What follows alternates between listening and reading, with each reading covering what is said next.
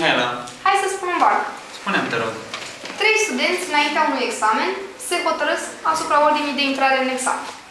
Unul cu o pregătire medie, așa, cam ca... Cum te numești? Gabriela. Da, Gabriela, mulțumesc. Unul foarte bine pregătit, așa, cam ca... Nu, ca mine.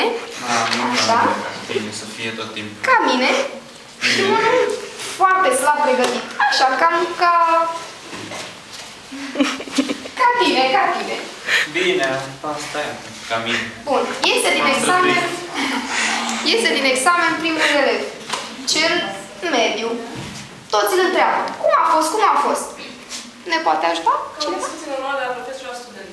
Ca o discuție normală la profesor la student. Iese apoi cel foarte bine pregătit.